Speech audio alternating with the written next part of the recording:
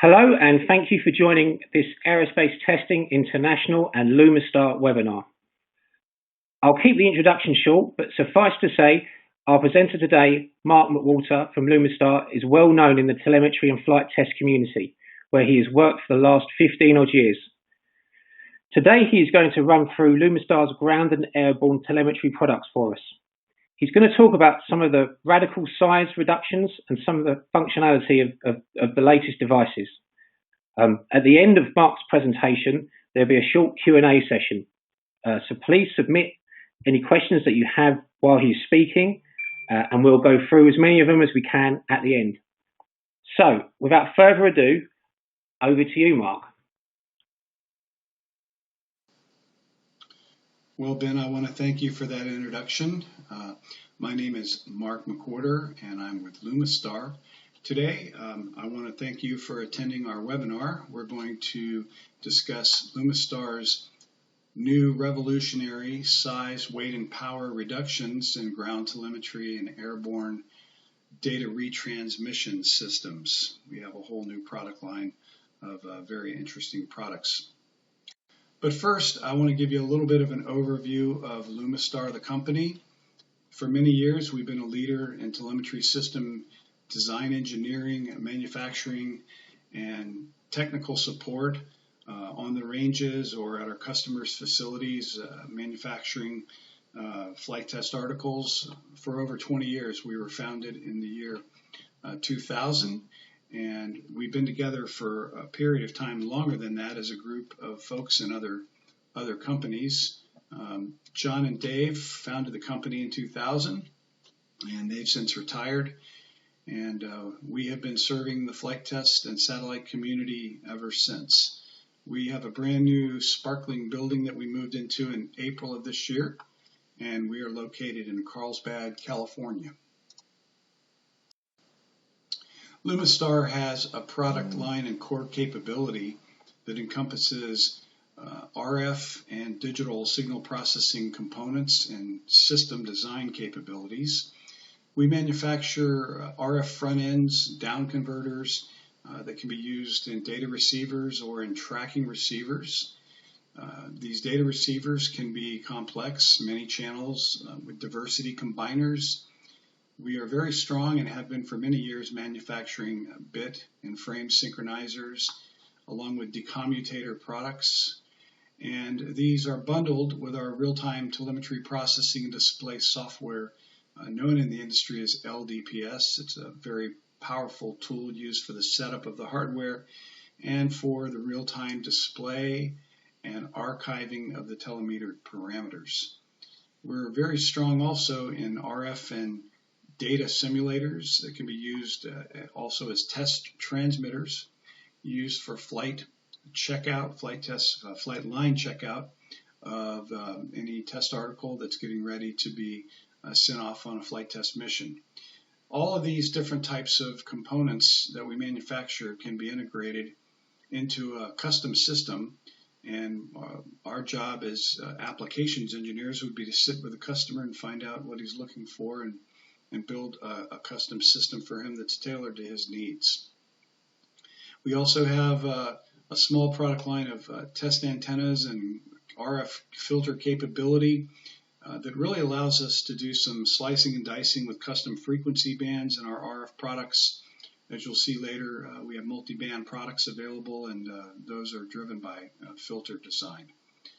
All of our components are modular or PCI based, and these are inserted in these custom systems when they're used as such, or they're sold alone as a modular or PCI-based component. So we have both modular and PCI-based components, or rack mount and portable turnkey integrated systems for customers' use. We're very strong in our core capabilities with RF, analog, power design, and we're very strong in building computers. Many of our systems are based upon computer operating systems, and we do a lot of firmware and software design to develop our products. The general marketplace that Lumistar serves is typically known as the Range Commanders Council, or the IRIC 106 Telemetry group, supporting aerospace flight test, ground station, mobile stations, and the small new products are very well suited for also airborne stations. And we do have some support in the satellite telemetry downlink business as well. Most of our business is on flight test ranges or in the integration sites where, for example, the missile would be prepared for being taken out to the range for flight testing on the range. On the range, we're very strong in flight line pre-flight checkout situations where they're testing the product before it flies, range telemetry and ground stations, and also satellite telemetry ground stations. So here is the first of the three major components, the LS28DRSM. It's known as the Dual Receiving System Modular, and there must be somewhere between 60 and 70 possible options and combinations of features in this unit, so it's very feature rich and lots of things going on inside this little guy. He's available in a modular and also, as you'll see later on, portable and rack mount configurations. And the size of the unit is 4 by 6 by 1.7 inches. The second unit is the little cousin of the LS28. He has about half the amount of hardware. He's had some of the slices on the from top to bottom removed, and he's a modular baseband telemetry processing system. So he doesn't have the RF and the IF sections that the LS28 has. So he removes some of the basic functionality. We've also had a little room to add some more functionality in there, as you'll see. Again, all these devices are available in standard configurations in modular, portable, and rack mount. And on a few occasions, we've also customized these products, as we've talked about earlier. Customization is a big part of our business. And lastly is the full Monty, if you will.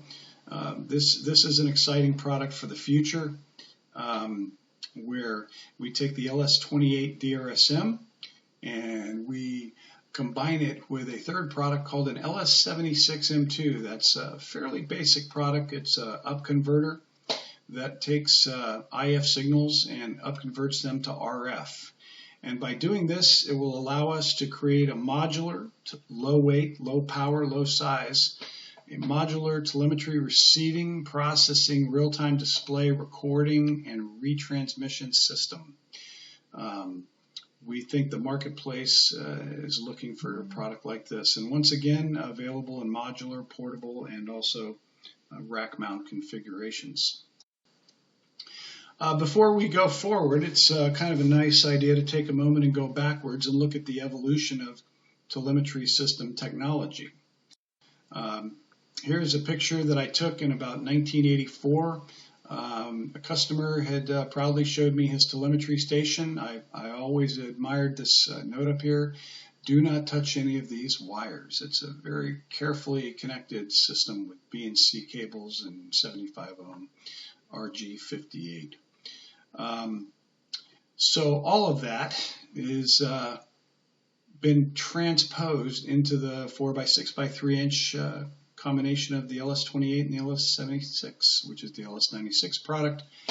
Something that was 7 feet tall, 19 inches wide, and 22 inches deep, weighing 700 pounds total and consuming well over 2,000 watts, has been placed into this 3 by 4 by 6 brick, consuming at a worst case on the order of 70, 75 watts and 3 pounds. So that's the evolution of the Lumistar product from the first generation. And the second generation would be a little more well confined and cabled a little better, but you're still up into 1,200 watts, 300 pound range, and you brought it down into this small envelope. And then lastly, I use Lumistar's third generation products, combining those into the LS28, 68, and 96. And you can see that here's a bunch of our PCI or modular type products that have been ported down into the modular configuration, where we would have maybe had all of this in a 4U chassis at that time, consuming a couple hundred watts of power, and maybe 50 pounds of weight. The bottom line is that Lumistar's entire product line and more features than we had prior to this fourth generation technology has been condensed into this small modular unit product. Okay, so once again to recap, we're offering typically roughly a 20-to-1 reduction in size, a 30-to-1 reduction in weight, and a 5-to-1 reduction in power consumption. We think it's a quantum leap, and we've achieved the traditional functions of a complete telemetry ground station, a retransmission system, a baseband telemetry processing system, all in the palm of your hands. One of our customers came up with a cute little quote that was worth remembering. He says, "Hey, what you guys have here is the world's first 0U rack mount telemetry processing system," because he placed it in the back of his rack and never saw it and just powered it on every day and it did its thing. Okay, so the general attributes of this product line are, first of all, mostly I should say, no internal commercial OS is utilized. That was one of our design goals, is to get our products off the PCI bus and get them into a network appliance configuration, which we have done. The entire product is typically going to be 4x6, length by width, and depending upon the product, it's either 1.7 or 1.1 or 3 inches high. And again, typically that's going to get you into 5% of the volume of our last generation of products with more functionality in that space. The whole product line will operate off of a DC voltage at 9 to 42 volts on the power rail, a single power supply, drawing anywhere from 25 to 30 watts for the low end for the LS68, 40 to 50 watts for the LS28, and as high as up to about 70 to 75 watts for the LS96 retransmission system. Again, 150 watts is a typical consumed for a similar product in Generation 3. It was important to provide both 232 and USB commanding and statusing for some of our customer base, but the most of our customer base will be using the gigabit Ethernet for full commanding and statusing, UDP data streaming, which we'll talk about, and really good real-time displays, which give the operator a good look at the quality of the data in many different ways that he's receiving at the moment that he sees it. So real high data rate, high quality spectrum, oscilloscope and constellation type displays are available. The product line will allow up to 5 RF frequency bands in a single 2-channel device. Standard bands in the range telemetry world are S-band, upper L-band, which is pretty much going away, lower L-band, lower C-band, middle C-band. NATO E is very popular in Europe. It's an expanded S-band. P-band we still support. Some of our customers are using the frequency band of 215 to 320, which goes back as far as the 1950s. C to IF is a band that's popular with some of our customers who down convert C-band and then do the processing at a lower frequency.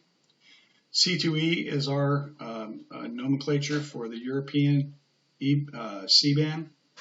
And lastly, C3 is up in around 6 gigahertz range. That's the high end of the new C-band that's being used.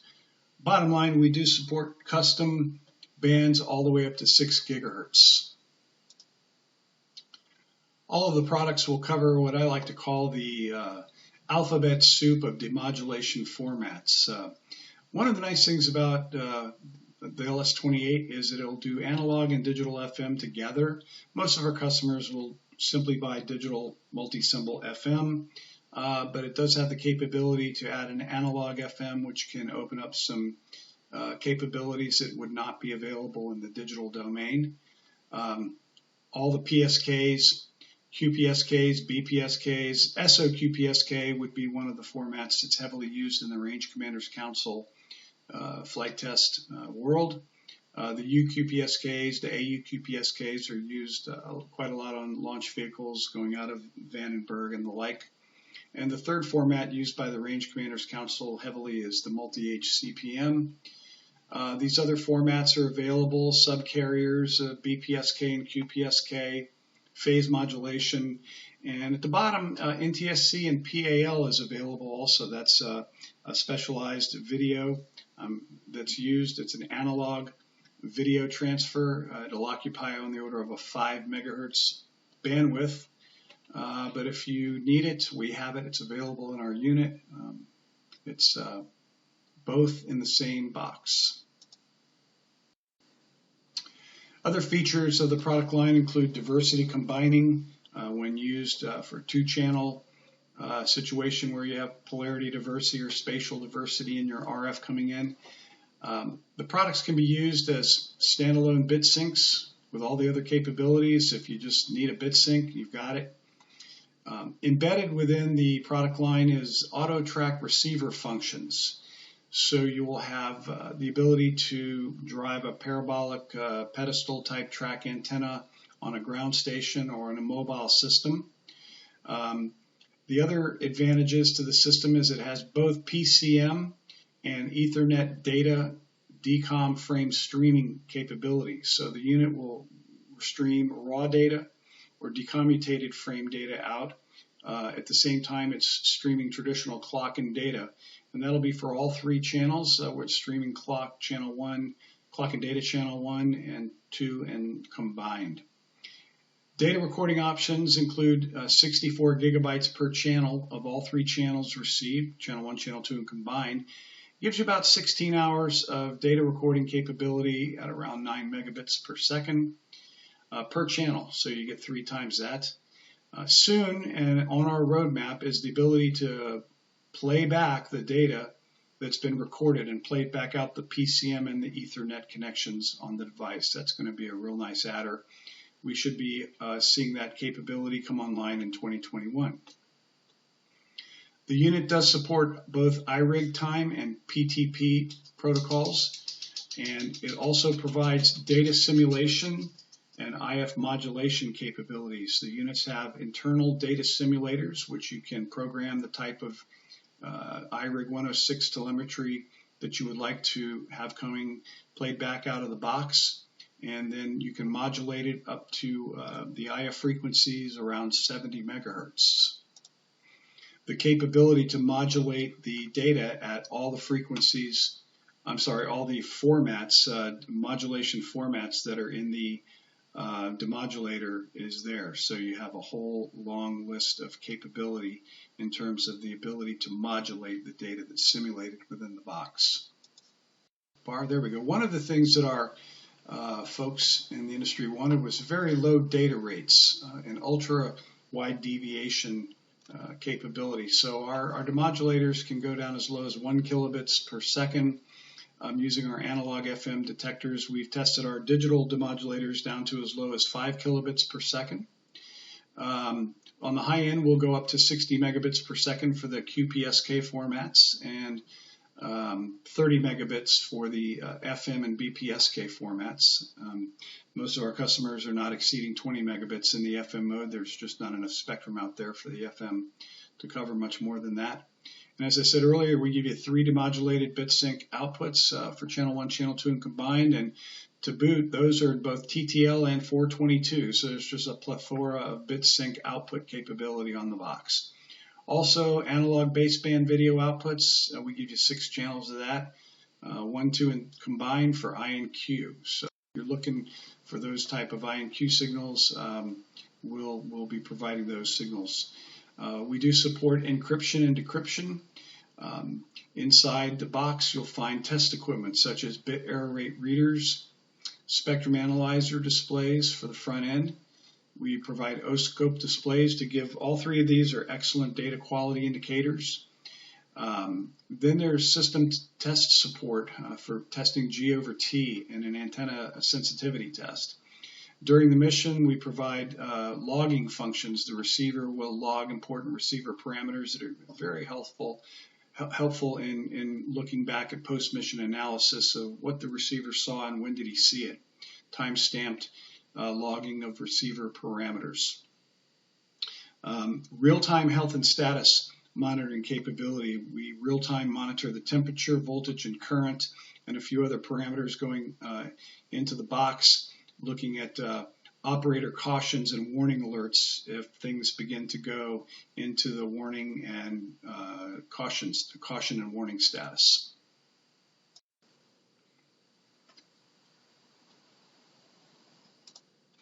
One very important thing to point out is we have provided enhanced reliability relative to traditional systems.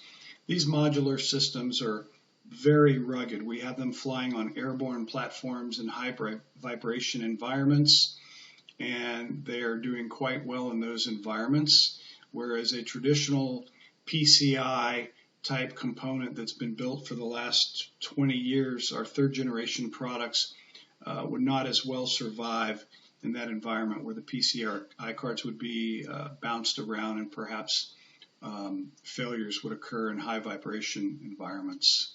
So we've really gone an extra step with enhanced reliability in this new product line. Okay, so we want to take a little more detailed look into each of the three products, and we'll start with the LS28 DRSM series. This is an advertisement as seen in Aerospace Testing International. Thank you very much, folks, that we placed a few times in the past. As you can see, it's the LS28 DRSM, and we're highlighting some of the features of the product that you've talked about before. So I just wanted to point that particular advertisement out. This is a block diagram, a general notional block diagram of the LS28. So as mentioned before, the LS28 DRSM is considered to be a full telemetry receiving station with all the attendant capabilities one would expect in a full ground station. The two RF signals come in typically from a polarity diverse antenna, and we provide the AM and AGC tracking signals back into the antenna for steering the RF, steering toward the RF, steering the pedestal. RF receivers, down converters in the front end, diversity combining, demodulators, and forward error correction. We have the ability to do some decoding of encoded signals, such as Viterbi would be a good example of that. Beyond that, the demodulation, we would then bit synchronize. You can see that you can bring in the data up here on the top right, and you can bring it in at baseband, or you can bring it in at 70 megahertz, or you can bring it in at RF in the LS28. There's your PCM clocking data on the output on the top right. As I mentioned, there are 3 TTLs and 3 422s for that signal. Your frame synchronization and decommutation is on the bottom right, and if you want to bypass all of the inputs and take the clock and data right into the frame sync and decom, you can do it there.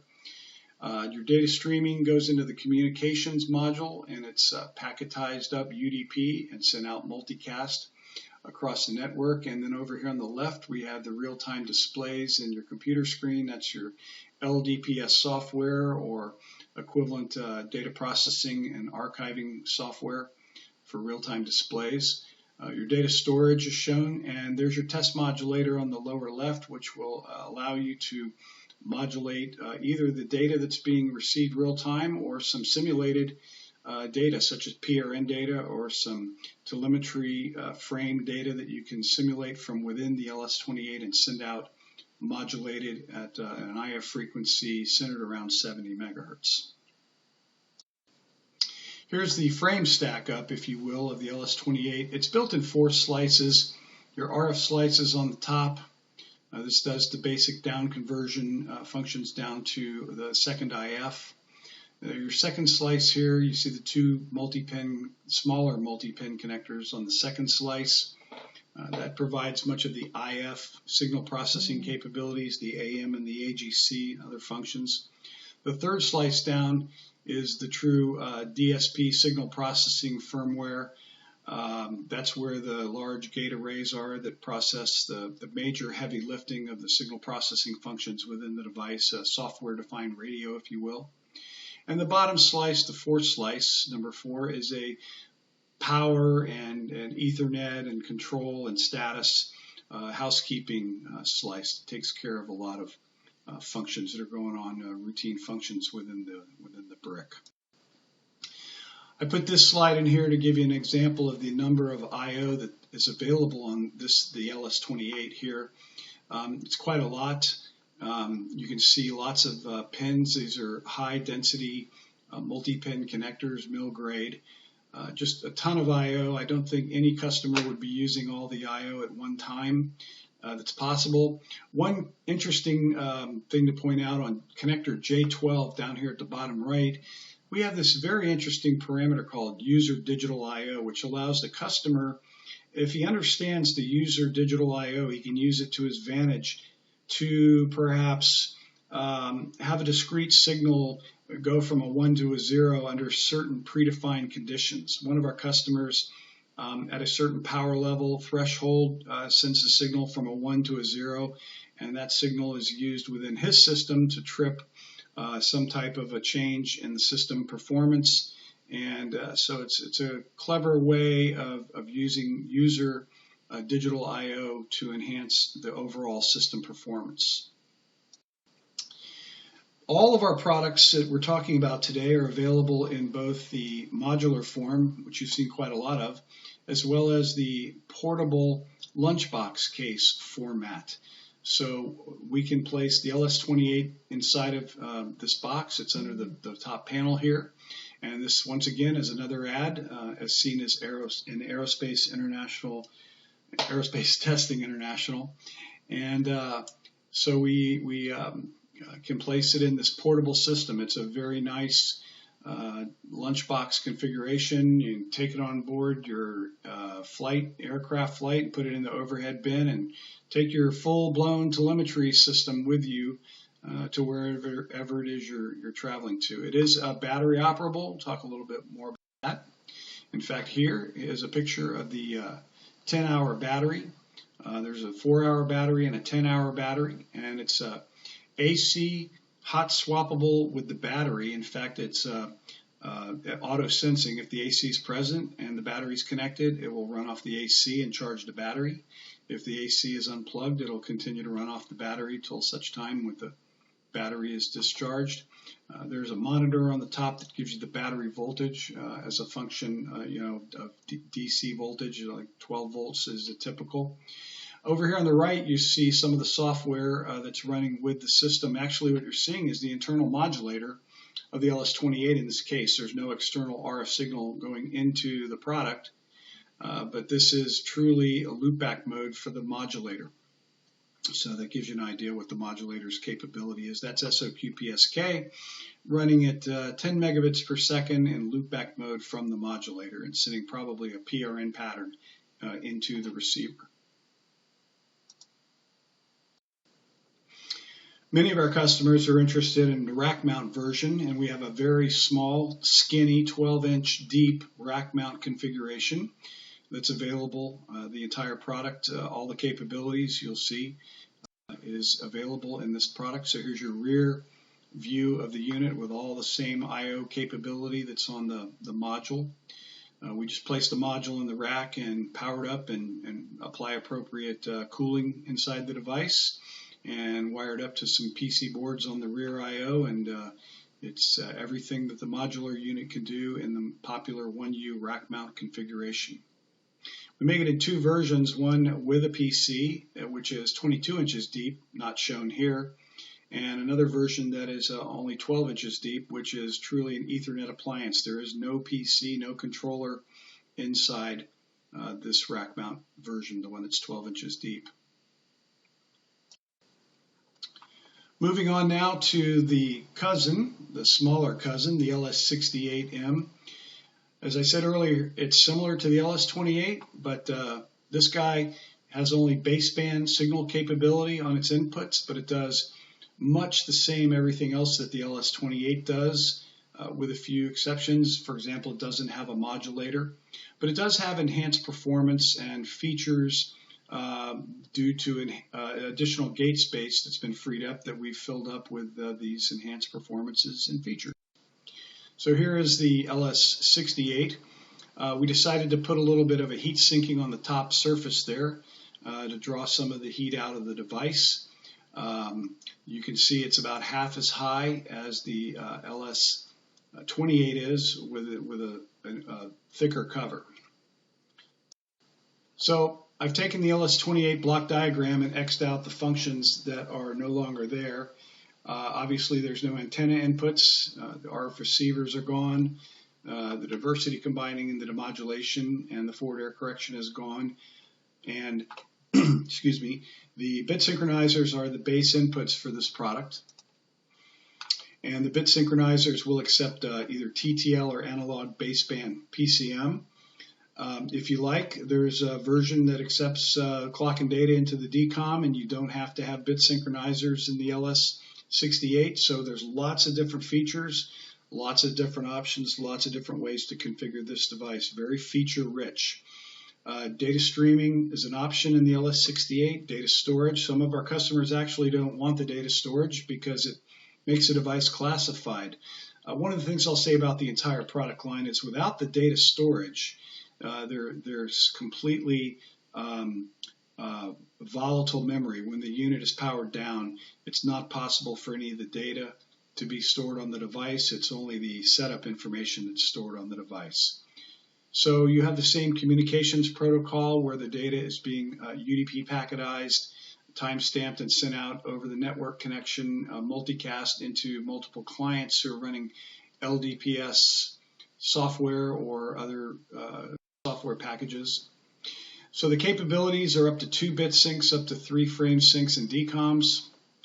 The same real-time telemetry displays I just discussed using our own LDPS, which was shown in the prior slide.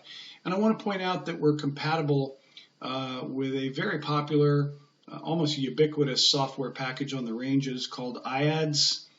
And that's made by a company known as Symbionics. They're out in Palmdale, California, and we've partnered with them, and they are now completely inside the Lumistar ecosystem, if you will, or we're within theirs, one or the other, for the LS28 and the LS68 products. So we're compatible, plug and play with their software. I mentioned the data recording.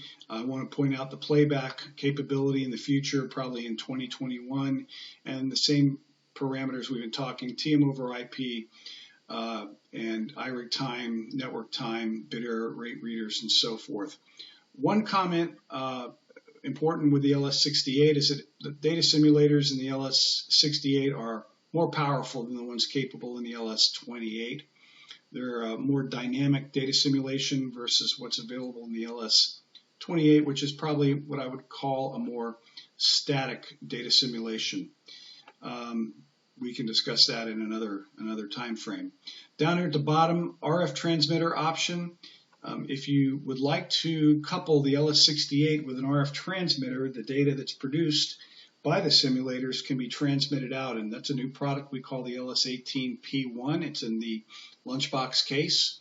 It's a very interesting product that I think has some good opportunities in the future to be used extensively. So again, the LS68 is available in the modular, lunchbox, or rack mount configurations.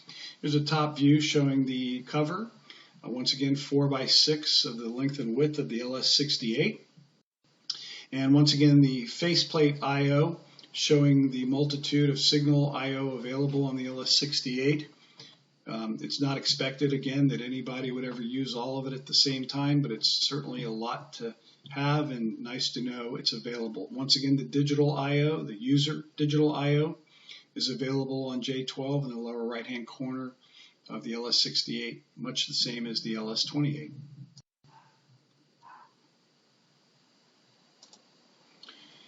This slide here gives you the rack mount configurations that are standard in the LS68. We offer both the 12-inch deep non-processor version and the 22-inch deep processor version.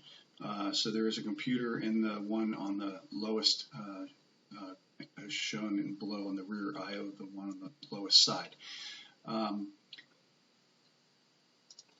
Once again, all of the I/O associated with the modular LS68 unit is brought out to the rear panel of the I/O and the rack mount versions.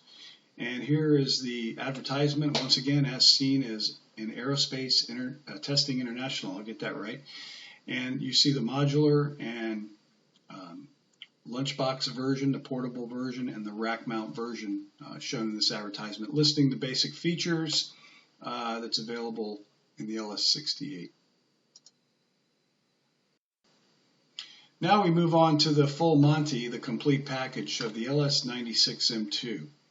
This guy utilizes all the features in the LS28, and what we do is we add an up converter to produce a highly capable receiving, recording, demodulation, processing, retransmission system. The real interesting thing about this unit, it is ideally suited for an airborne data receiving and retransmission system. The small size, weight, and power makes it just perfectly suited for airborne applications. So here we have the LS28 and the LS76 on top, the up converter. And by combining those two products, we do create what we call the LS96M2. And we're back to the block diagram showing all the possible functions of the LS28. And then taking and adding the up converter on the lower left-hand corner, and the modulation signal coming out of the LS28 can be the data that was received. There's also a bent pipe mode, which allows us to remodulate the IF signal. So there's two modes of retransmission. And the LS76M is a very capable up converter, providing RF coverage across all the same frequency bands that the LS28 is capable of receiving. So all the bands that were listed earlier in the presentation can be given out on the LS76M up converter. Here's a notional block diagram going through all three again of the LS28, where the red lines show the functional capabilities of the LS28 here, the LS68 here on the baseband only capability, and then the LS96 retransmission system, which does everything. In this case, I show also a customer furnished or Lumistar furnished power amplifier to take the output of the LS76M2 up converter, which is typically on the order of plus 10 to plus 20 dBm, and kick it up to a power level high enough, 10 or 20 watts, for being transmitted back to wherever it needs to go. As I mentioned earlier, there's a bent pipe mode, and that's the path from the input straight down to the up converter. Here it says bent pipe mode. That's taking the IF signal and sending it right back out, so it's not able to convert the demodulation format into a different format, but it is the least latent way of doing the retransmission. If you would like to bring it in at, say, FM and take it back out at SOQPSK, you come over here into the re-rad mode, and you'll bring it into the simulation engine and back out to the up conversion engine as a 70 megahertz signal, and then retransmit it that way. And using the up converter and the modulator, we can change from FM to SOQPSK as an example. All of this is happening, retransmission is happening while the information that's being received and decommutated and broadcast across the LAN is being looked at by multiple clients. So you can have multiple clients on board the aircraft or in the data center reviewing the flight test information from the telemetered target, and at the same time you are also retransmitting the data out to another location. And once again, this is our portable version, which all three products can be produced inside this chassis if you would like it in a portable lunchbox configuration. The size is shown at 16.5 by 13 by 6.8 inches. It's about a 15-pound box, and it meets these various IP, ATA, and military standard specifications. If you close the lid, it's waterproof and it'll float. As I mentioned earlier, it'll operate off AC power, or it has also a DC connection that's auto sensing. And if the AC is connected, it will pick the AC and charge the battery if it's connected. You can use your own power supply and also AC, DC operation provided anyway. And once again, the power supply can be anywhere between 9 and 42 volts, or the AC can be anything universal power supply worldwide. Depending upon the application, it's a 4 to 10 hour battery life. This particular situation with this battery is 8 hours. It's again rechargeable at 85 watts dissipation. Typical rack mount configuration also has universal power supply 120 to 240, 47 to 63 hertz, and you're typically going to have a 20-pound unit in the 1U rack mount configuration. There's the rear view, same thing with the rack mount configuration. This is a typical graphical user interface, or GUI, of the home page of the LS28 DRSM or the LS96 retransmission system, where we're bringing the signal in at RF, and you can see the spectral displays, the eye patterns, O-scope patterns, if you will, and the constellation displays. RF signal levels measured with these green bars, measuring the signal power received. This particular setup is S-band SOQPSK 10 megabit per second data, and you can see that from these green dots up here, if you know what they are, that's telling us that we're locked all the way through the frame syncs, and data is flowing nicely through the system. Another nice screen to have is the display screen. This might be something you'd keep up during the operation to monitor the quality of the data that's being received, showing these spectral displays in a much larger configuration. Sort of, you can see them from across the room, if you will. Change the color. You can take pictures by pressing certain buttons, and you can take a screenshot of one or more of these displays if you wish. These tabs down on the lower left, home, signal, digital, data, text, test, and display and info, they all have important connotations in the setup and the monitoring of data in the LS28, LS68, and LS96. It's I think, a very well-designed graphical user interface. It comes free with the product, and it's also, we can say that a number of our customers have looked at our ICD and they've decided they wanted their own software infrastructure, and I mentioned IADS earlier before. So we do have some of our customers that will use this software, but they've gone off and built their own software. It's a very well documented interface, and our customers have been able to write their own code simply using our documentation and our support.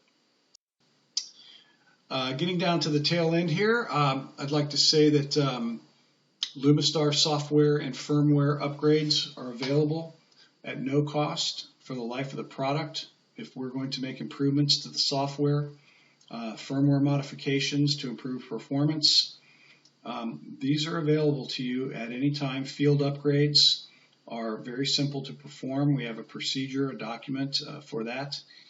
We can do it for you over a network connection, or you can perform the upgrades yourself. We offer 24/7 technical phone support. I say 24/7, and we do sleep, but an experienced telemetry engineer is going to answer the phone, and we're going to try to solve your problem real time during the call, as opposed to somewhere where you might get an administrative person who gives you a ticket number and says, we'll call you back in 3 days. We usually solve the problems in a matter of hours, if not on the first phone call. Lumistar has been known to depot spares for our customers that may be operating in remote locations, build up a bonded stock for a customer and get it available to them on call. If they don't want to inventory that product, we will. We also offer, in addition to our technical phone support, we offer training classes for both general telemetry theory, general overview of systems, theory, training and whatnot, as well as hardware-specific operational training. We would come out to your site and spend time working directly with hands-on with your people, who are going to be the operators of the system and giving them con ops training. And we've even had customers call us and say, hey, we're launching a missile, we're launching a rocket, we only get one shot. We want you to be there for mission support to make sure that everything's copacetic and set up really well when we get ready to fly. So some of our customers, we offer that risk avoidance topic, if you will. And with that, I really appreciate the attention that you've given us today. And I'm going to open up the forum back to Ben, and we can begin a little Q&A session.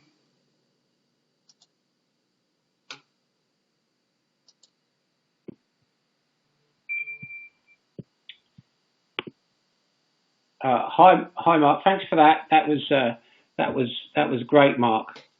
I've got a few here. Mark, you can hear me okay, right?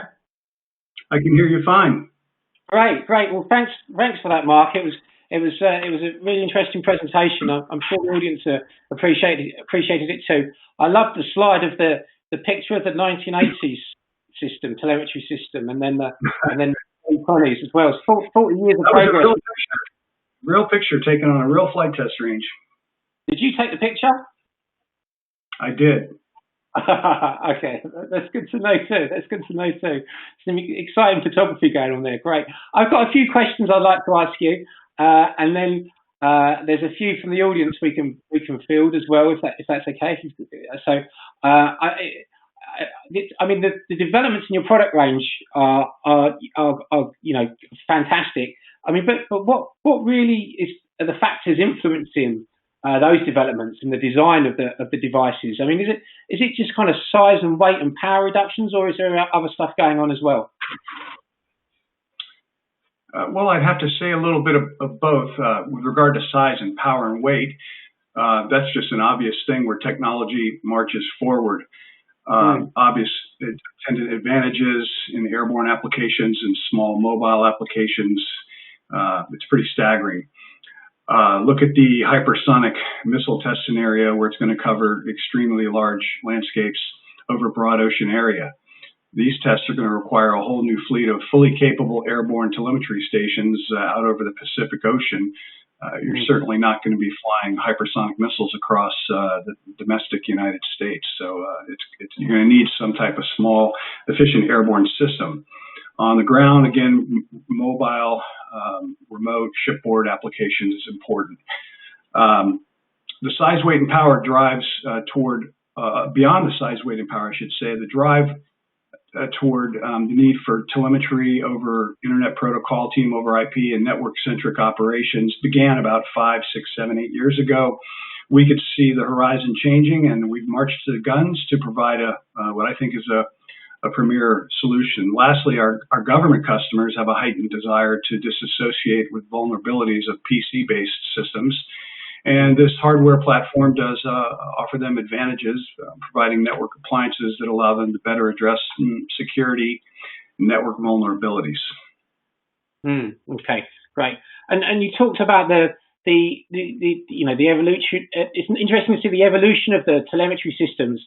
And now we've kind of arrived at just one modular product. I mean, it's similar in lots of different industries, but I mean, now you've got this one modular product. I mean, what will the next innovation be? Where do you go next? Great question. Wow. As always, the next step is going to be driven by our customers. To be honest, as was these fourth generation modular products. We are a customer-driven company. One of my favorite concepts in business is for my job is to provide the voice of the customer back to the engineering and manufacturing base within the company. On another note, I always like to say, march to the guns. If there are problems, march toward them and fix them. I think that came out of World War I. If I try to guess, I think the next step in this process or evolution is a building block approach to many of these connected together in a modular network to perform more comprehensive functions in a system that's capable of new, unthought of functions that we may come up with, more complex end-to-end tasks. we're now looking at enhanced interfacing software applications to provide more diagnostics and data reduction capabilities as well. Okay, great. I'll just throw one in from the audience here. It's just from Brian Ziegler from Dell Technologies. He's saying that some of his customers, have this requirement to store data safely and securely when it's not in use. He'd like to know if you have any plans for recording to removable drives. Unfortunately, the way the design is set up, the recording takes up a tiny space within the entire volume of the device, and it's not a removable type situation. Looking at the size of this product, there's just no, at least right now, I don't know of any plans to make that happen. One of the things that a couple of our customers are doing is simply taking the box itself. It's only 4 by 6 by 1.7 inches, 2 pounds, and picking it up and taking it into a safe and leaving it there overnight. The connection disconnection is on the order of a minute, so maybe it's 30 seconds longer than the requirement to remove a RAID bank out of a data recorder. But that's how some of our customers have gotten around that particular requirement to secure the data overnight, or whenever the system is not in use, I should say. Okay, sure. Mark, I'm just curious. What would you say is your most popular product at the moment? Well, regarding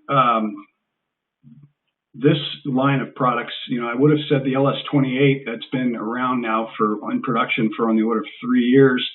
The LS68, the little cousin baseband version, was really taken online about 12 to 16 months ago.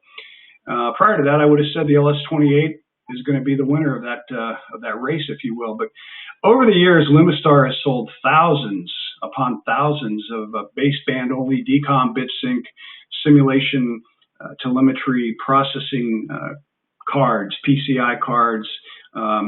Basically, it's always been PCI cards.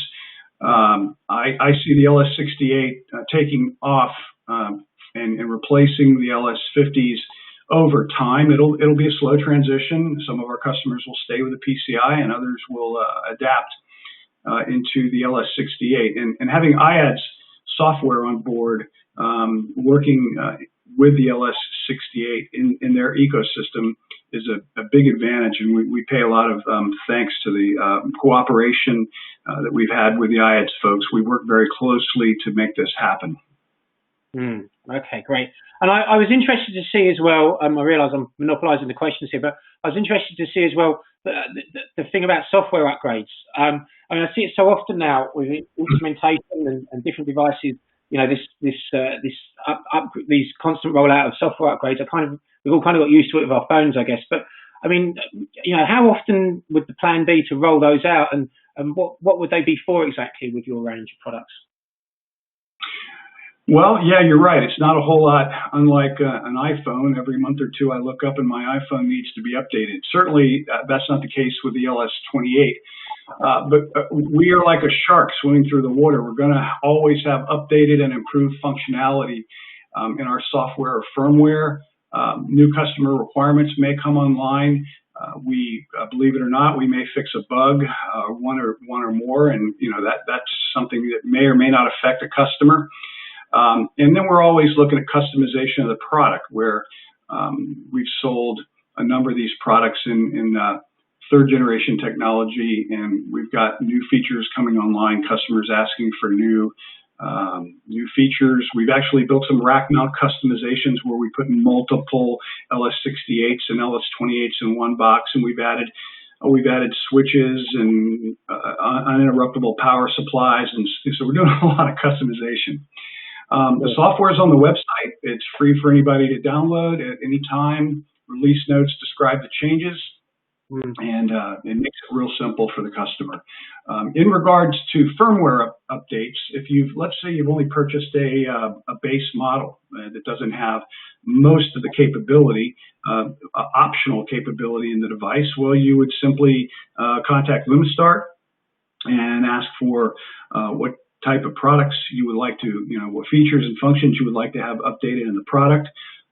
Most of them, there's a fee for that. We provide you with a file and a procedure, and off you go. You update the device, and it's a field upgrade. And most times, it does not have to be returned to the factory. One exception to that would be if you want to add frequency bands. That is a hardware item that needs to be added, and it would have to come back. So if you wanted to go from S band to adding C band, yes, it would have to come back.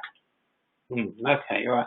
And I guess the question I'd like to ask is, I mean, harking back to that photograph from the 80s and talking now about all the software and stuff, do you think telemetry has become easier to do than it used to be, or harder? Or?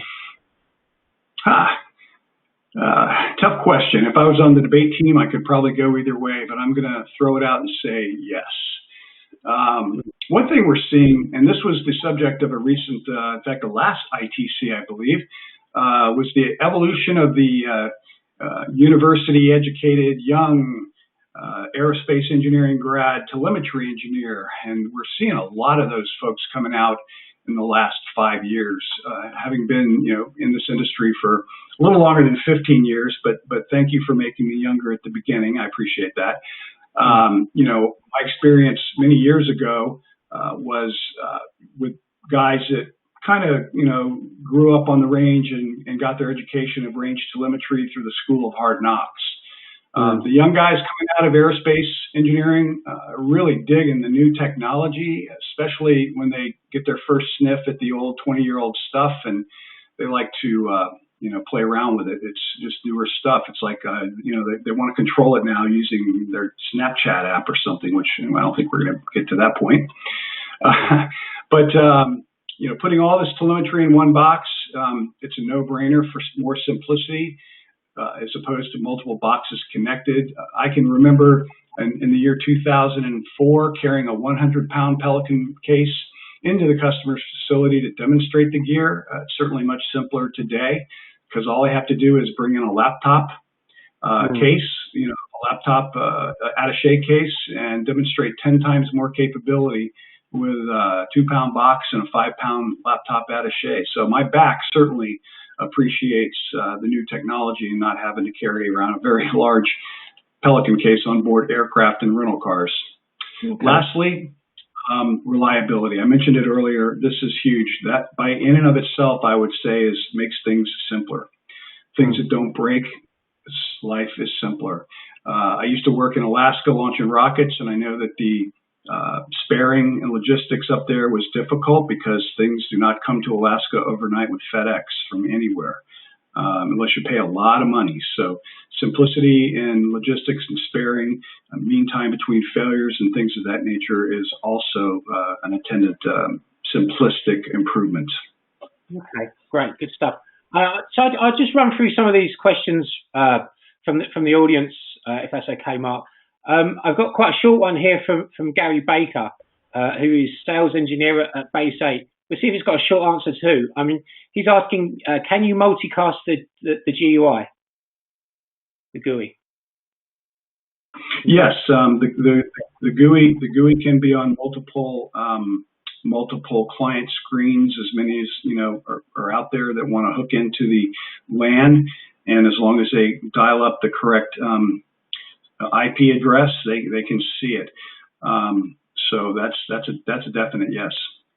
Okay, great stuff. Good. And just to keep you on your toes, I hope I say his name correctly, but Amnon Aberbach from A Telemetry Limited would like to ask if it's possible to change the RF slice in the field if you want to add or change RF bands. We highly recommend in that case that you send it back to the factory. We have very highly skilled technicians and assembly people that do this work. Is it possible to do it? Yeah. We could probably write a procedure for you, but there's also firmware that needs to be installed to tell the box that, okay, you've got a new frequency now that you have to allow the software to select. And that might be a little trickier operation given the way that we do upload the firmware. That part of it I would defer to engineering. But I mean, if you have skilled assembly people that know how to solder and mechanical, yeah, it can be done. We would prefer not. Okay. And we've got just enough time for this from Brian Vega again. We'd like to know that if the firmware supports simulators now. Does it do that, or? Yes, the LS68 simulation capability has come online recently. Like I said, we're like a shark swimming through the water. And the LS68 simulation capability is up and running. It will be probably dramatically improved early 2021, but if you have it now, let's say you purchased the simulation module in an LS68, we would give you the upgraded simulation in 2021 when it does come online. And that's true of a lot of features in the box as they are enhanced. We would add those or provide you with those enhanced capabilities. Just because the simulation is decent and good now, if we enhance it later on, you will get that for free. Great. Okay. All right. Well, Mark, that's us for about an hour. I'd like to thank everyone for their attention over the last hour. I don't know if there's anything you'd like to add or conclude with.